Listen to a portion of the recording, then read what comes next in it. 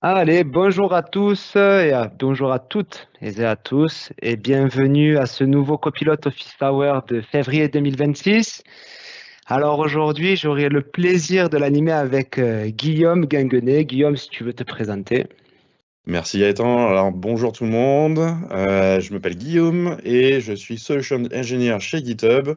Donc on a pas mal de choses à parler ensemble, je pense aujourd'hui, pas mal de sujets, pas mal de nouveautés et je pense que si Gaëtan, tu vas pouvoir un petit peu introduire cette session. Voilà, tout à fait. Et bien, démarrons de ce pas, hein. Alors, comme vous le savez déjà, hein, les copilotes Office Hour, en général, ça se passe comme suit. On démarre avec une petite introduction de 5 minutes à peu près. Un What's New qui va durer 10 minutes où on recense les nouveautés concernant Copilote depuis le mois dernier. Une petite partie de démonstration, voilà, d'un sujet surprise que l'on a choisi et bien préparé pour vous. Après, il y a une session de questions. Alors, comment se passent les questions? En général, c'est soit des questions qui n'ont pas été répondues lors des sessions précédentes, elles apparaissent dans nos slides et on en profite pour y répondre. Et également, si vous avez des questions, vous, lors de cette session, alors il y a un onglet Q&A quelque part. N'hésitez pas à vous en servir pour poser les questions. Donc ça prendra une bonne partie de cet office hour et puis après on terminera par quelques slides de conclusion. Voilà, alors sachez qu'il y a des replays disponibles pour tous les office hours précédents. Donc typiquement sur YouTube, je laisse un petit peu cette slide pour que vous puissiez prendre le lien si vous le souhaitez. Bon, voilà, donc c'est vraiment les replays de tous les office hours en français. C'est sympa pour voir l'historique aussi de toutes les nouveautés qui se passent sur GitHub Copilot. Et il y en a. Voilà, donc bon, on a vu la durée, on sait que c'est gratuit pour tous les développeurs, il suffit de s'inscrire. Et puis c'est ça, hein, n'hésitez pas aussi dans les Q&A à nous raconter vos cas d'usage, vos projets. C'est aussi votre session, voilà, c'est super quand c'est interactif. Et voilà, donc on va commencer par le What's New. Et donc, pour démarrer ces What's You, eh bien, c'est presque une tradition hein, maintenant, des nouveaux modèles, encore et toujours. Alors, GPT 5.2 Codex est devenu GA, donc Generally Available, pour tous les plans copilotes et pour tous les IDE. On a maintenant aussi Gemini 3 Flash en preview. On a du Cloud Opus 4.6 qui vient tout juste de sortir directement en GA, dont une variante avec 1 million de tokens en contexte window. C'est assez bluffant. Et une variante fast qui permet vraiment d'avoir la puissance d'Opus 4.6, mais avec une latence réduite. Donc, trois modèles Opus 4.6 standard, variante 1 million de tokens et variante fast. À cela s'ajoute GPT 5.3 Codex qui a été annoncé aujourd'hui. Je n'ai pas eu le temps de changer la slide, mais voilà, encore une fois, vous voyez qu'entre le moment où les AI vendors délivrent leur modèle et celui où il arrive sur GitHub Copilot, plus ça va, plus c'est restreint. Opus 4.6, on l'a eu notamment le jour même. Concernant la partie Agent HQ, Coding Agent, donc ça, c'est vraiment la partie de GitHub Copilot lorsque le code est sur github.com. Je ne sais pas si certains d'entre vous l'utilisent déjà. Ça permet par exemple d'assigner une issue de votre repository à Copilot et lui, il va créer une pull request et travailler de façon totalement asynchrone sur l'issue. Vous pouvez aussi créer des sessions directement depuis un chat, mais en fait, c'est vraiment l'idée de le laisser totalement autonome. Donc ça, c'est Copilot Coding Agent. Et jusqu'à présent, on pouvait déléguer uniquement à Copilot. Donc voilà, depuis quelques jours, on peut aussi déléguer à Codex et à Claude. C'est un public preview pour les Copilot Pro Plus et Copilot Enterprise. A priori, ça va aussi s'ouvrir sur Copilot Business. Tout ça, ça permet d'utiliser Codex et Claude dans le même environnement avec le même contexte d'exécution fourni par Copilot et c'est facturé à travers Copilot. Donc, c'est vraiment l'idée d'unifier toutes les expériences possibles et celles préférées des développeurs. En fait, c'est pour la position de GitHub, c'est vraiment d'être un écosystème ouvert pour que vous utilisiez vos modèles préférés ou vos agents préférés, Donc voilà, si vous avez du Copilot Pro Plus ou de l'Enterprise, n'hésitez pas à tester.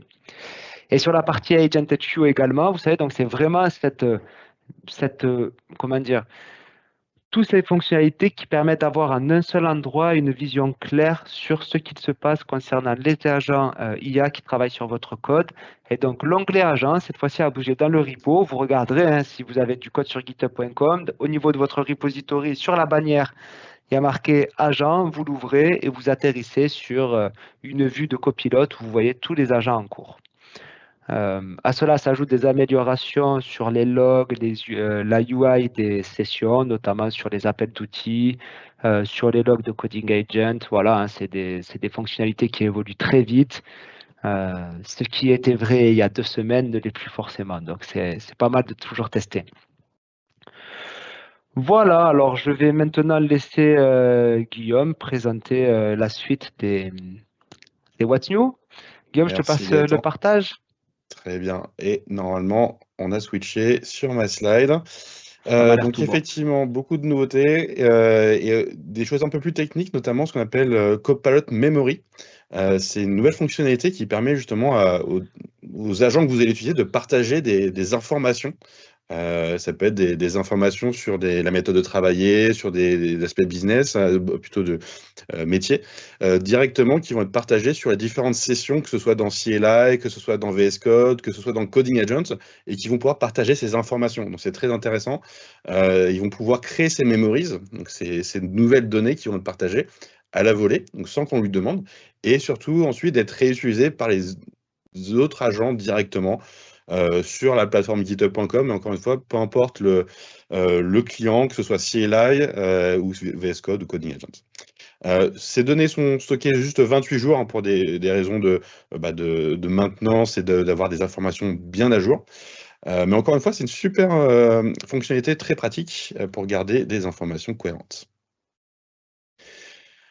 Autre nouveauté, encore une fois, c'est pour donner encore plus d'options à ceux qui ne sont pas satisfaits encore, même s'il y a beaucoup d'options aujourd'hui avec CLI, VS Code que je mentionnais, avec OpenCode. Donc c'est un autre client CLI qui permet d'utiliser d'autres modèles, d'autres outils, et entre autres, justement, Copilot qui est officiellement maintenant supporté par OpenCode avec notre partenariat. Donc voilà, libre à vous d'utiliser, ça permet d'utiliser votre abonnement Copilot avec cet outil-là. Je vous encourage justement à tester, il n'y a aucune limitation de ce côté-là, c'est inclus dans votre abonnement. En plus de ça, CLI, alors si vous avez testé CLI, donc Copilot CLI, donc ça va être l'agent directement dans le terminal qui est sorti l'année dernière, au moment, je crois, de GitHub Universe. Il y a eu pas mal de changements, hein. C'est vraiment un produit qui évolue très rapidement, donc je vous invite très fortement à mettre à jour vos versions assez régulièrement. Pourquoi? Parce que justement, il y a des nouveautés, notamment le mode plan qu'on va voir dans quelques instants, qui permet un petit peu de brainstormer, de planifier avant la phase d'implémentation. Les différents modèles qui sont aussi disponibles, notamment des modèles plus avancés avec des raisonnements, donc, du reasoning plus avancé, en tout cas sur certains modèles comme Claude Opus. Mm. Et toujours plus d'intégration. On verra ça aussi avec Gaëtan tout à l'heure. Je pense qu'il y a pas mal de choses à dire dessus. Ah oui. Et justement, en plus de ça, en plus du CLI, vous avez aussi maintenant un nouvel outil pour les développeurs qui permet justement de s'intégrer avec Copilot. C'est ce qu'on appelle le Copilot SDK, qui va vous permettre dans vos produits à vous, dans vos applications, de communiquer directement avec Copilot et les différents modèles qui sont disponibles. Il y a pas mal de possibilités, je pense. On va voir ça justement maintenant. Ça va être l'occasion justement de tester un petit peu ça. Ce Copilot SDK, c'est vraiment, ça ouvre la porte à beaucoup de choses. Alors, effectivement, sky is the limit, je dirais. C'est à vous de voir les cas d'usage que vous pouvez avoir en interne dans vos différentes organisations, sur les différents projets, pour utiliser cette IA directement via Copilot et dans vos outils à vous. Alors, ce que je propose, c'est d'aller dans CLI. Voilà. Alors, ceux qui ne connaissent pas CLI, c'est un client Copilot dans le terminal comme ici. Et ce que je vais faire, je vais le lancer en mode ce qu'on appelle le mode YOLO. Alors, avec parcimonie, bien sûr, pour des raisons de sécurité, mais ça va me permettre d'aller un petit peu plus vite ici. Et voilà le CLI que vous connaissez, j'espère en tout cas, et que vous allez pouvoir lancer. Ici, j'ai un modèle Claude Opus donc en Reasoning High. Donc, encore une fois, vous avez la possibilité de choisir les modèles. Hein. C'est directement depuis l'interface, vous pouvez le sélectionner. Gaëtan parlait des différents modèles avec 1 million de contextes, par exemple, le Fast Mode, Gemini, GPT 5.2 Codex, etc. Donc, vous avez le choix. Moi, je vais rester sur Claude Opus. Hein. C'est un petit favori maintenant, comme beaucoup de personnes, j'imagine. Et j'ai un petit projet. C'est que moi, chez GitHub, on travaille avec beaucoup de clients et des fois, je ne sais pas ce que font mes clients. J'ai besoin de leur site web, j'ai besoin d'un petit résumé de ce que fait ce client-là. Donc, ce que je vais lui demander, c'est... Hop, évidemment, hop, c'est le mode... Hop, je vais le retrouver. Hop, excusez-moi. Le petit prompt, un prompt qui va me permettre justement de définir mon besoin par rapport à mon petit projet. Alors, mon petit projet, justement, je vais revenir ici tout de suite. Hop, c'est toujours l'effet démo. Hop, voilà. Alors, ce que je veux, c'est une petite application dans le terminal qui va utiliser ce fameux SDK qui est disponible. Là, en l'occurrence, je vais utiliser du Golang. Ça va être disponible en TypeScript. Je crois qu'il y a même un SDK en Java maintenant aussi. Donc, pas mal de possibilités. Moi, je vais rester sur du Go pour le back-end. C'est mon petit favori. Et d'utiliser une interface pour interagir avec Copilot. Et là, ce que je vais faire un petit raccourci dans mon terminal qui est Shift Tab. Et là, je passe en mode planification. Et là, c'est intéressant parce qu'il ne va pas tout de suite implémenter mon projet. Il va d'abord me poser des questions. Et là, justement, on va pouvoir le lancer avec mon petit prompt. Il va analyser mon besoin. Donc ça, c'est du Copilot classique. Il va utiliser mes serveurs MCP. En l'occurrence, j'ai du Context 7 qui me permet d'aller chercher la documentation sur différents langages, sur différents frameworks. En l'occurrence, avec du Go, par exemple. Donc, c'est vraiment toutes les fonctionnalités qui sont utilisées directement dans le CLI. Il va chercher de la documentation pour essayer de comprendre comment il va implémenter tout à l'heure mon projet. Et le but du plan mode, c'est vraiment l'interactivité. Donc là, une fois qu'il a compris ce qu'on pouvait faire, il va me poser des questions. En l'occurrence, où est-ce qu'il va me créer mon projet? Effectivement, là, je suis dans un répertoire standard, donc il va me créer un nouveau projet qui s'appelle Customer Lookup. Très bien.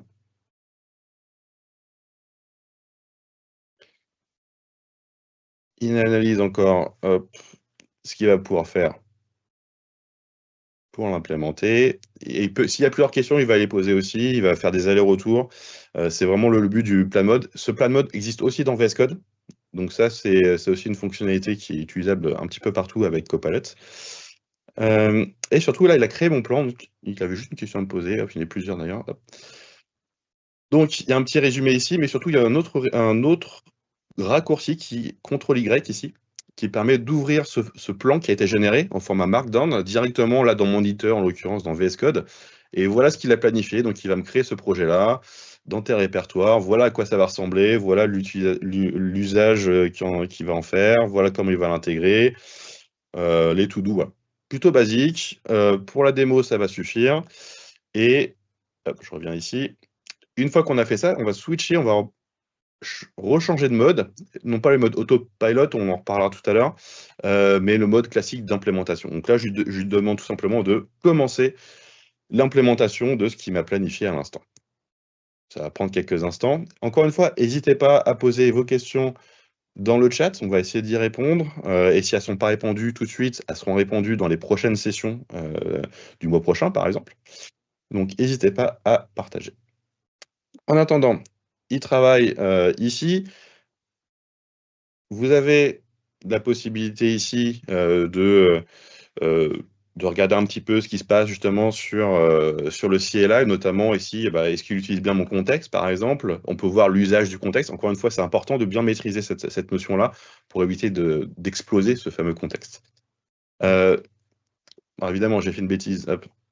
Document cancel, hop. Même si ça devient de plus en plus dur de l'exploser avec le 1 million, 1 million de tokens, quand même. Exactement, bon, ça explose tôt ou tard, hein, mais ça prend plus de temps. Voilà. Je crois que j'ai cassé le truc. On va voir. Donc là, il m'a créé donc le Customer Lookup, mais je crois que j'ai cancellé un peu trop tôt. Customer Lookup. Il m'a lancé, il n'a pas terminé, évidemment. Hop. Je suis allé trop vite, hein, j'ai cassé les trucs. Encore une fois, on pourrait lancer des sessions en arrière-plan pour éviter ce genre de bêtises que je viens de faire. Et justement, on pourrait les lancer à la fois sur github.com ou effectivement lancer sur des worktrees avec des subagents par exemple. Donc c'est plein de fonctionnalités qui sont disponibles pour éviter des bêtises comme je fais maintenant. Et faire ça aussi depuis VS Code. Encore une fois, on a pas mal de fonctionnalités communes, que ce soit entre VS Code avec CLI ou même sur Coding Agent directement. Donc c'est pas mal de fonctionnalités que vous allez retrouver un peu partout, en fonction des préférences, hein. C'est vrai qu'il y a pas mal de gens qui ont tendance à aller de plus en plus vers le CLI. Ça rend effectivement l'outil indépendant de l'outil, donc agnostique du point de vue de l'IDE, disons. Encore une fois, n'hésitez pas sur les petites questions, on va revenir dessus. Et à terme, ça peut aussi ouvrir plein de use cases d'automatisation dans les pipelines ou ailleurs. Mm. Et bon, voilà, enfin, c'est vrai, moi je pense que c'est la suite, quoi, hein. Bon, il faut encore trouver un moyen de s'authentifier en tant qu'application plutôt qu'en tant qu'utilisateur. Mais voilà, c'est vrai qu'on commence déjà à imaginer tout ce qu'on peut faire avec, quoi. C'est ça, il faut trouver des cas d'usage en interne, voir. Alors moi, c'est un cas d'usage particulier parce que je travaille avec beaucoup de clients, de prospects. Et justement, en l'occurrence, là, il a terminé. Et là, voilà, j'ai ma petite application où là, je vais pouvoir donner le nom du client en question. Là, j'ai des petits exemples. On me dit à Stripe, par exemple, pour faire du paiement en ligne. Si je vais les rencontrer avant de les voir, j'ai besoin d'aller sur leur site. Et là, il m'a donné quoi? Il m'a donné leur site web, il m'a donné un petit résumé de ce que fait la société en question. Donc, c'est super intéressant. On a un autre exemple pour terminer. Qu'est-ce qu'on a ici? Bon, GitHub, bien sûr. Allez, que fait GitHub? Je ne sais pas, j'ai aucune idée. Voyons voir ce que fait GitHub. Alors, le github.com, ça c'est le site web, c'est une web-based plateforme, etc. Bon, moi, ça m'a aidé, en tout cas, ça peut m'aider dans ma vie de tous les jours. Et c'est quelque chose qui peut être intégré dans vos outils existants, hein. Si vous avez des plateformes existantes, si vous avez vraiment des outils qui pourraient bénéficier d'analyser des logs, par exemple, en interne, auditer des codes sources de manière automatisée, ça peut être des cas d'usage que vous allez avoir avec SDK, par exemple. Voilà, donc ça c'était un petit cas d'usage rapide. Vous avez vu en 5 minutes, on a fait une petite application qui va se connecter à Copilot via le SDK, via Copilot CLI. Et je crois, Gaëtan, que tu avais même un super cas d'usage de SDK et plutôt sympa. Donc je te laisse partager si tu veux. Allez, je vais partager. Je cherchais juste un thème un peu Solarize là. Bon, voilà, tant pis, je vais rester sur du light et je vais partager mon écran de suite. Le voilà. Mais avant de passer au code, je pense qu'il faut faire la démo. Alors, voilà ma petite application qui utilise le Copilot SDK. Donc, le Copilot SDK, qu'est-ce que c'est concrètement? Ça permet d'utiliser vraiment la partie agentique de Copilot CLI dans l'application de votre choix. On va voir un petit peu après le code. Moi, l'application de mon choix, des fois, là, comme j'ai envie de battre Magnus Carlsen, je joue aux échecs avec Copilot, quoi. Donc là, il est en train de penser, on le voit un petit peu, il tremblote, je ne sais pas si vous voyez l'effet. Et hop là, je vais lui faire une Scandinave. Donc là, à chaque appel, ce qu'il se passe, bien entendu, c'est que Copilot appelle le modèle que j'ai choisi via le SDK avec un prompt bien spécifique pour, pour essayer de me battre. Et bon, le spoiler, hein, je vous le dis, c'est pas la panacée, c'est pas forcément. On disait que les modèles LLM, c'est pas les plus forts pour faire des échecs. Bon, c'est vrai, quoi. Voilà, alors, sans plus attendre, je vais pas non plus terminer la partie. On va voir un petit peu, je voudrais juste montrer une fonctionnalité qui est sympa. C'est par exemple, si je veux sauvegarder un jeu, pour pouvoir y rejouer après, hein, je peux le sauver dans mon fichier, là, en local, et je peux aussi la sauver. Je sais pas pourquoi. Peut-être qu'il n'est pas démarré, je sais pas. Allez, petit effet démo, on va regarder ça après. Fais voir, je vais quand même essayer juste pour voir s'il n'y a pas un petit. Tu pourrais utiliser Copilot pour débugger. C'est peut-être ce que je vais faire, hein. C'est peut-être ce que je vais faire. Alors, je vais le faire de suite. Hop là.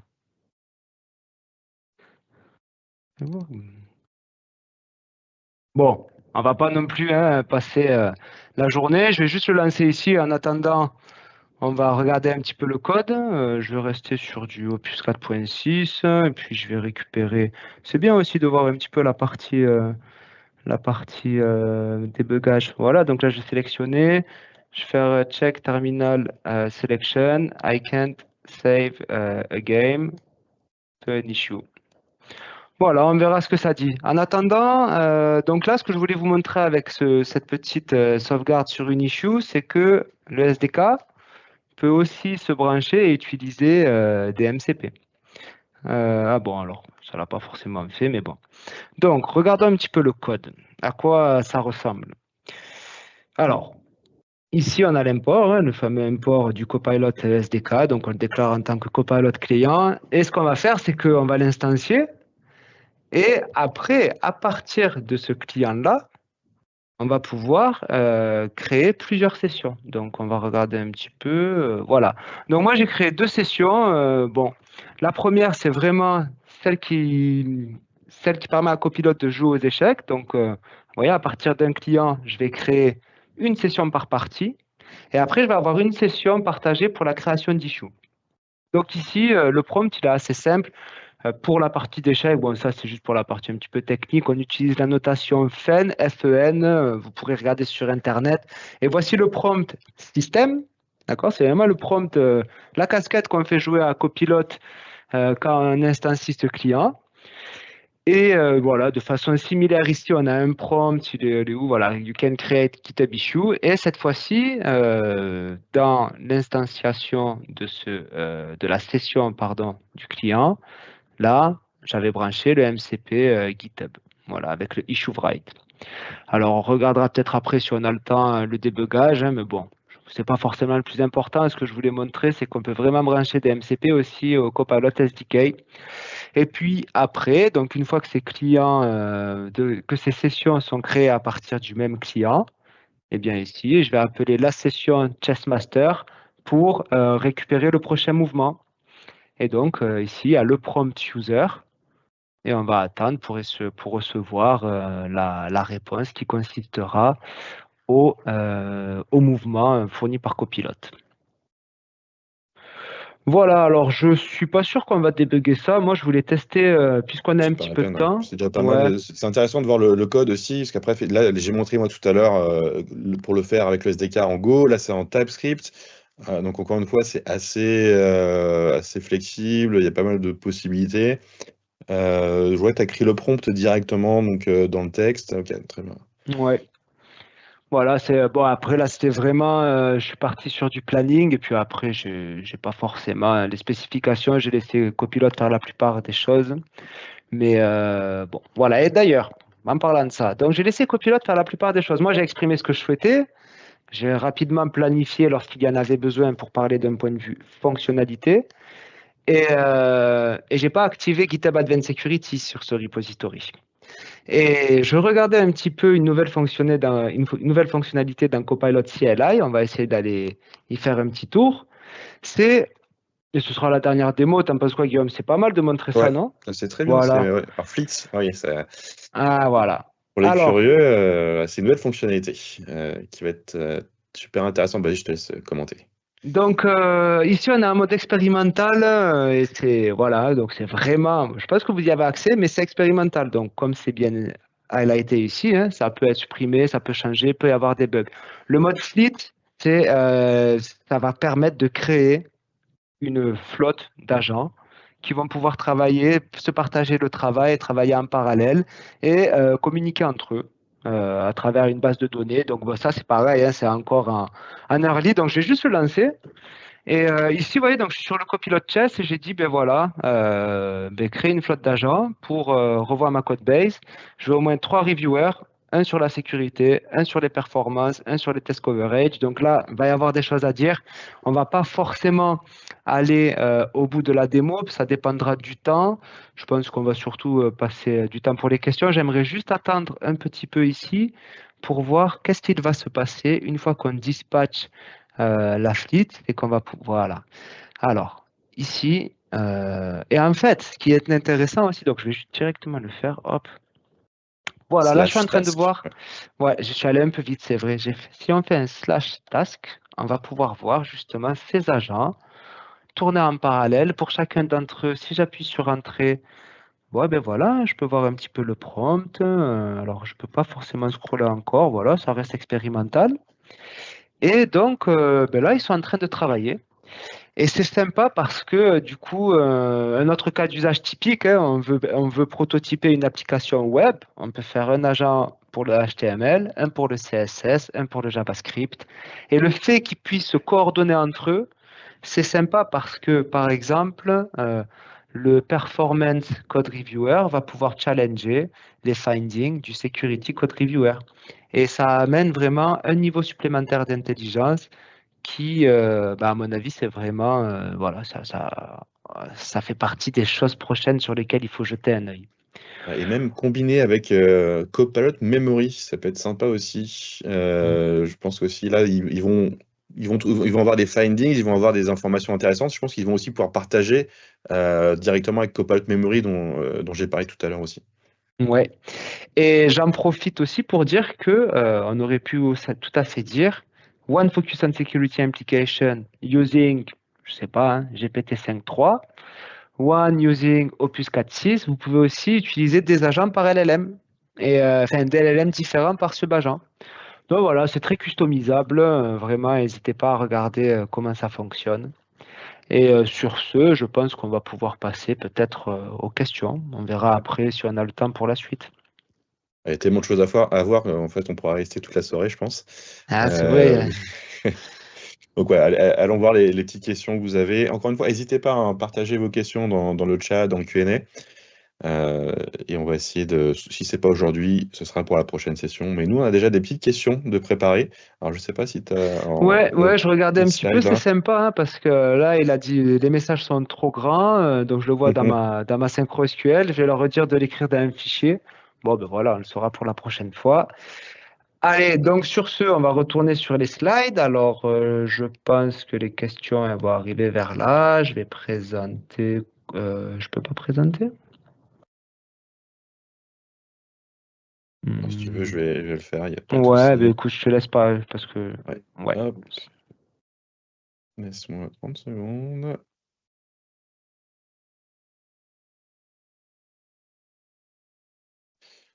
Hop, dans les aléas du technique. Hop, et voilà. Suspense. Attends, hop. Voilà. Et question. La première, alors, je vais lire si tu veux. Donc, quelles sont exactement les différences entre Custom Prompt, Custom Agent et Custom Instructions? Alors, effectivement, ça peut porter à confusion. Il y a pas mal de types de fichiers, il y a pas mal d'endroits où on peut donner des bonnes pratiques ou autres. Alors, le premier, Custom Prompt, ça va être à la demande de l'utilisateur, ça va être un prompt pré-enregistré qui va être un fichier dans le point GitHub /prompt qui va contenir des prompts prêts à l'emploi, à la demande, tout simplement. Custom Agents, en l'occurrence, ici, ça va être un peu différent puisque ça va être un agent qui va se comporter d'une manière différente. Peu importe le prompt que vous allez lui donner, le Custom Agent, lui, il va se définir par rapport à un fichier Markdown que vous allez définir. Ça peut être un spécialiste en sécurité, ça peut être un spécialiste en accessibilité, un spécialiste ou autre dans plein de domaines que vous pouvez imaginer, des spécialistes métiers ou autres, voilà, qui vont se comporter pour mettre un focus sur tel ou tel aspect que vous allez définir. Ensuite, vous avez aussi les Custom Instructions qui, elles, sont vraiment de manière plus générale pour les bonnes pratiques, sur à quoi sert votre projet. Donc, c'est la première chose que vous allez faire dans un nouveau projet, ça va être les Custom Instructions. Et c'est ça où je veux en venir, c'est que tout nouveau projet doit avoir des instructions, à minima. Après, les Custom Agents, les Custom Prompts, c'est en fonction des usages. Mais vraiment, les Custom Instructions, vous pouvez d'ailleurs les générer automatiquement dans VS Code. Hein, si vous avez ici VS Code, vous pouvez générer les instructions à la volée sur un projet existant. Donc comme ça, vous ne commencez pas de zéro. Voilà, c'est les grosses différences. Maintenant, on a aussi ce qu'on appelle les skills.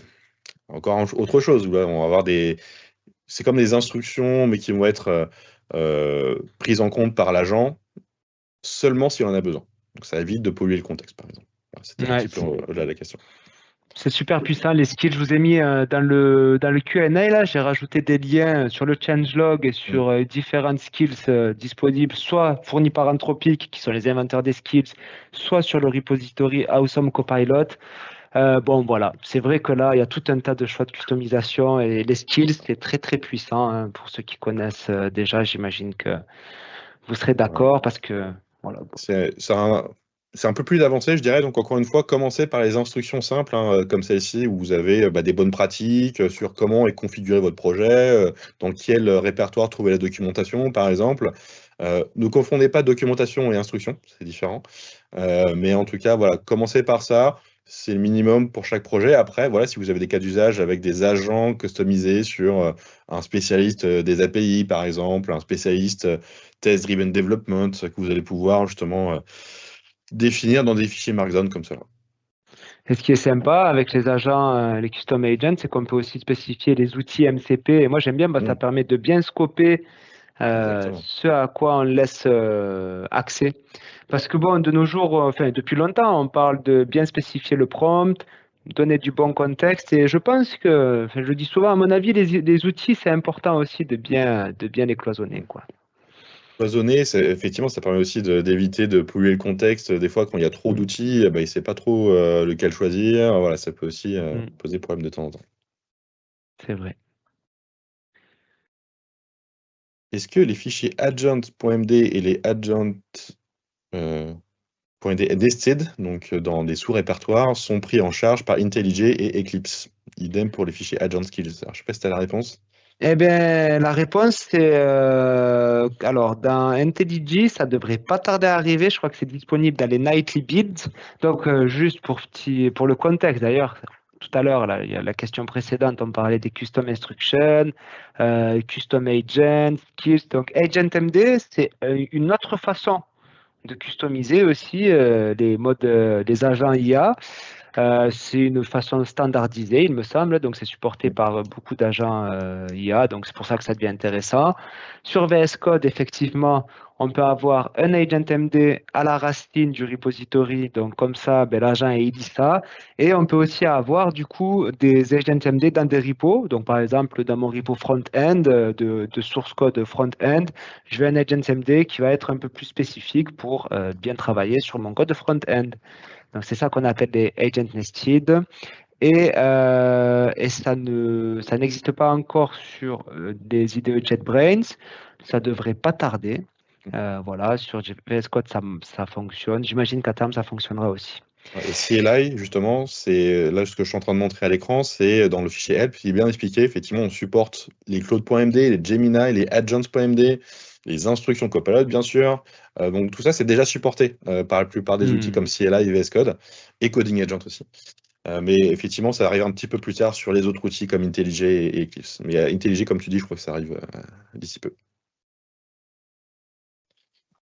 Voilà, super, merci. On peut passer, je pense, à la prochaine question. Mm. Alors, j'ai vu que Copilot propose désormais une modernisation d'application C++ dans Visual Studio. Comment ça marche exactement?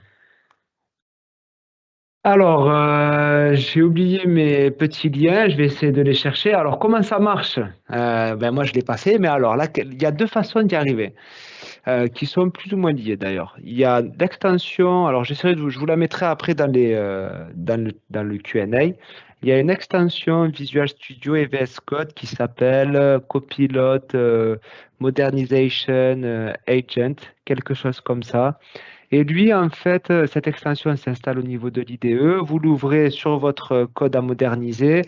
Et je ne suis pas familier avec, là c'est pourquoi, pour du C++, je ne suis pas forcément familier avec C++. Je sais que la modernisation, elle s'applique surtout sur Java, C Sharp. C++, je ne sais pas d'ailleurs, il faudrait redemander. Mais bon, en tout cas, cette extension, concrètement, elle vient avec des prompts bien déjà préconstruits, de façon à bien guider Copilot sur faire un état des lieux et sur ce qui est à mettre à jour, comment le faire. Derrière, ça utilise aussi notamment, comment ça s'appelle, Open Rewrite, je pense. C'est un framework assez connu Open Rewrite, ouais, voilà, Open Rewrite, c'est assez sympa. Donc voilà, en fait, cette extension-là, c'est juste quelque part un copilote bien configuré, bien guidé à travers des reusable prompts et des bons outils pour faire un état des lieux de l'application et dire comment la mettre à jour. C'est la D'accord. première façon. Et dans l'IDE Visual Studio même, il y a une commande qui s'appelle @modernize qui va permettre aussi de moderniser un petit peu votre code. Pour être honnête, je n'ai pas de Visual Studio, j'ai jamais eu à moderniser une base de code, donc je pourrais pas vous dire comment ça fonctionne, mais voilà, en tout C'est cas, une ça surcouche existe. spécialisée de Copilot pour ces cas Ouais. spécifiques avec des outils spécifiques et des prompts spécifiques, j'imagine. Voilà, tout à fait, ouais. Ouais. Voilà, après, il y a une partie aussi spécifique lorsque c'est du Java, ça peut aussi faire l'application Cloud Ready. Donc là, qu'est-ce que ça veut dire Cloud Ready? Eh ben, il faudra voir selon les attentes de chacun. Mais j'imagine qu'en gros, ça va évaluer quelles sont les parties du code qui peuvent être tournées en microservices et containerisées, quoi. Donc voilà, vraiment, il faut tester un petit peu. Ouais. Très bien. Alors ensuite, question suivante. Quelles sont les spécificités du Copilot SDK qu'on vient de voir, récemment dévoilé en preview? Peut-on intégrer dans nos apps Node.js, Python pour créer des agents personnalisés? Alors, short answer, oui. Donc c'est ce qu'on vient de voir à l'instant, hein. C'est disponible donc, en TypeScript, Python, je pense qu'il y a une librairie SDK, ça m'étonnerait pas. Oui, Donc voilà, il y a pas mal de choix, il y a même pas mal de projets open source qui sont en train de se créer dessus, donc ouais, il y a pas mal d'engouement dessus. Euh, Créer vos propres agents, c'est exactement ça. C'est-à-dire que si vous avez un cas spécifique, au lieu de le lancer manuellement dans VS Code ou dans CLI, ben là, vous avez une application dédiée, donc soit dédiée, soit dans une application existante dans vos écosystèmes au sein d'entreprise, hein. C'est ça aussi l'intérêt, c'est de l'intégrer dans des outils existants, par exemple. voilà, donc la Copilot SDK, on l'a en .NET, Go, Node, Python pour le moment. Donc c'est pas mal. Ouais, ça va vite, hein. Il suffit d'utiliser Copilot maintenant pour créer un nouveau SDK, ouais, c'est à la rigueur, c'est Ouais. assez simple de convertir.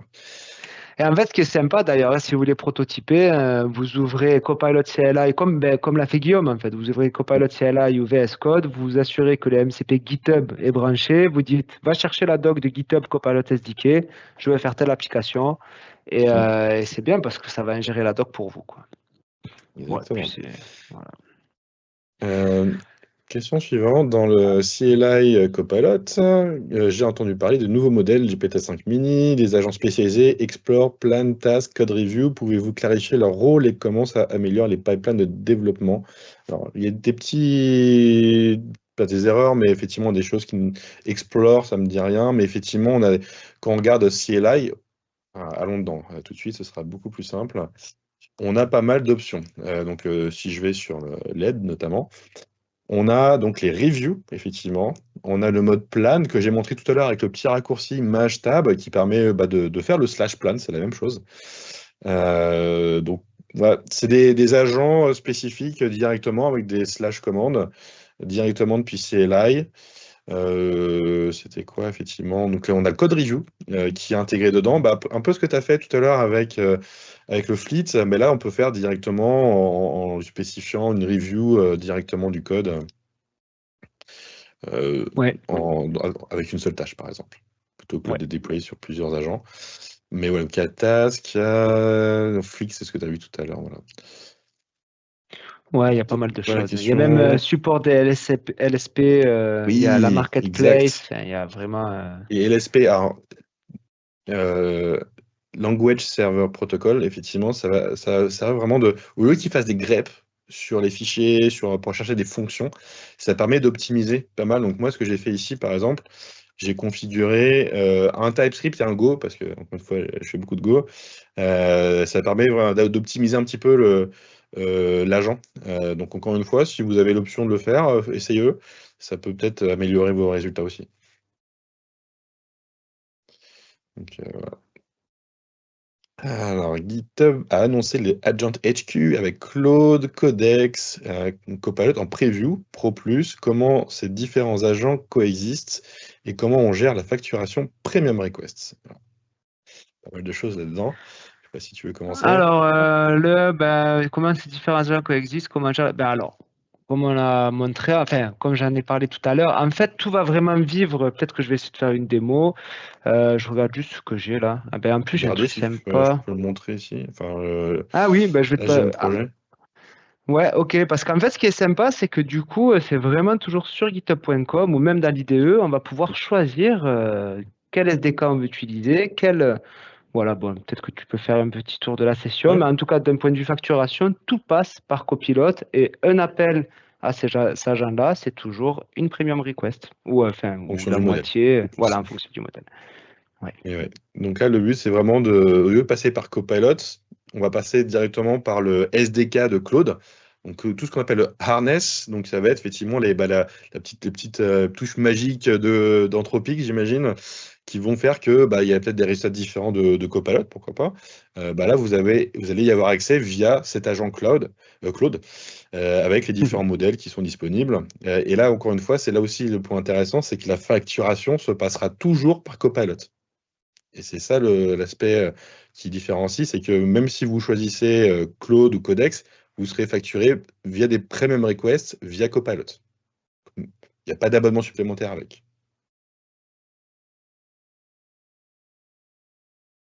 Si je vais ici, par exemple, Donc là, on vous voit les avez, memories. voilà. Donc là, vous avez aussi, donc là, je ne suis pas sur le bon environnement, mais hop, si je vais sur un environnement, c'est activé.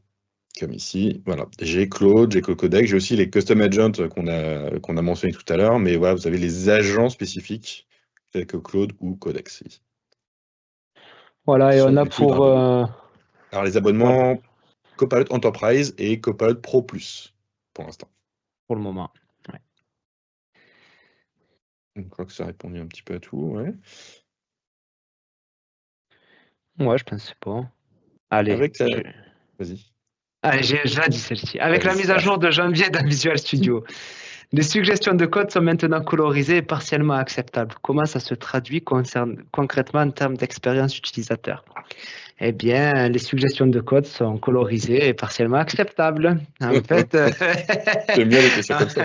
Il ne faut pas hésiter à poser des questions, hein, il y a Euh, pas de... ben oui, non, je plaisante, mais en fait, j'imagine que lorsqu'on a de la coloration, cognitivement, c'est peut-être, alors surtout lorsqu'il s'agit de code, c'est plus facile à comprendre, partiellement acceptable. Ça permet aussi de pouvoir guider un peu mieux copilote. En fait, ça s'inscrit vraiment dans les changelogs mensuels. Je vais essayer de retrouver un lien sur Visual Studio et sur Visual Studio Code et même JetBrains. Mais si vous regardez un petit peu donc les release notes, vous apercevez qu'il y a toujours des nouveautés. Alors, il y en a plein on est quand même sur un domaine qui bouge beaucoup. Donc, des fois, il y a des explorations et puis on revient, on va changer pour que ce soit plus facile d'utilisation. Un cas tout bête, la liste des sessions dans l'IDE, pendant un moment, c'était une taille fixe. C'est embêtant. Sur le mois de février, ils l'ont refait resizable. Donc, en gros, on essaie toujours, enfin, les développeurs qui travaillent sur ces extensions essaient toujours de faire des choses qui vont faciliter la vie des autres développeurs, quoi. Je sais pas si tu veux Exactement. rajouter quelque chose, Guillaume. Le conseil que tu as un peu mentionné aussi, c'est mettez à jour régulièrement vos extensions. Mm. Parce que justement, c'est là qu'il y aura une nouvelle fonctionnalité, une nouvelle chose avec lesquelles vous allez pouvoir jouer. Donc, ouais, faut pas hésiter. Comme ci et là, il faut pratiquement tous les jours, faut mettre à jour. Eh ouais. Donc, faut pas hésiter. Alors, je sais pas s'il y a encore des petites questions qu'on peut Bah, récupérer ici, là, moi, ah oui, c'est vrai qu'il y en a dans le une. chat. C'est vrai qu'il y en a une. C'est quoi la différence entre Claude depuis GitHub Copilot et Claude Code? Alors déjà, la facturation, tout passe par Copilot. Ensuite, moi, je connais pas Claude Code, mais je vais partager mon écran rapidement, Vas-y, ouais. peut-être. Je vais voir. Tu veux que j'arrête le partage? On voit mon écran là, non? C'est bon. Ce que je peux dire, et peut-être que Guillaume, tu me compléteras ou corrigeras. Alors, je vais faire une nouvelle chat session. Tac, voilà. Lorsque je suis en local et que je veux décider en gros d'utiliser Cloud Code, ici, oui, c'est un Cloud. Là, c'est vraiment la SDK de Cloud Code qui est utilisée et qui est comment dit-on, facturée à travers Copilot. Ça, c'est vraiment propre à Claude. Si par contre, je passe en mode cloud, alors pourquoi ça ne le fait pas? Je vais regarder pourquoi ça ne le fait pas. Hmm, Cloud, bon, je fais un petit reload. Fais voir. Ok. Si je passe. Non, là, je suis toujours en. Ah, non, c'est nul. Ça a du mal. Bon, après, je suis un peu. Non, je sais pas pourquoi je l'ai plus. Ah, voilà. Ben, bon. Bah, ce que je voulais vous montrer, il me semble que là, normalement, il doit y avoir une troisième menu qui permet de choisir entre Claude ou Mm. Codex. Et là, par contre, ce qu'il se passe, c'est qu'effectivement, on va quand même faire les appels à la SDK Cloud, mais tout ça, ça va tourner d'un environnement GitHub via GitHub Action, donc sécurisé par GitHub et isolé comme ça serait pour Copilot. Voilà, bon, je ne sais pas pourquoi je l'ai. Je ne sais pas si tu veux rajouter quelque chose par rapport à ça. Non, c'est ça. Bah, encore une fois, oui, c'est le SDK. Donc, vous n'aurez pas exactement la même interface que Claude Code, mais derrière, sous le capot, on se rapproche vraiment beaucoup plus de ce que fait Claude Code, justement. Contrairement à Copilot qui aura sa propre secret sauce, je dirais. Ouais, Mais ouais, c'est le Claude SDK qui fait la différence, je pense. ouais. Donc, Ben, peut-être qu'il et la faut que je mette à facturation. jour. Fais voir. Bon, écoute, on va pas forcément s'éterniser sur ça. Moi, ce que je voulais montrer. Ah, voilà. Bon, je ne saurais pas vous dire pourquoi. Donc voilà, ici, c'est vraiment les agents cloud, hein, et du coup, ça, c'est des runtime cloud totalement qui tournent via GitHub. Moi, ce que je voulais rapidement vous montrer, c'était. Est-ce qu'il y a d'autres questions peut-être ou pas? Regarde, mais pas grand-chose, non, pour l'instant, non. Encore une fois, soyez pas Ouais. timides. Non, mais voilà, je voulais tant qu'à être montrer un petit peu. Alors là, on va pas forcément rentrer dans les détails, mais du coup, ça devient sympa aussi de faire de l'expérimentation parallèle avec les différents agents. Par exemple, Mm. là, alors moi, j'ai un bookstore.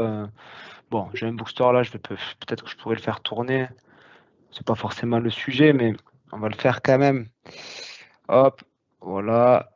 Et peut-être ici, ah voilà.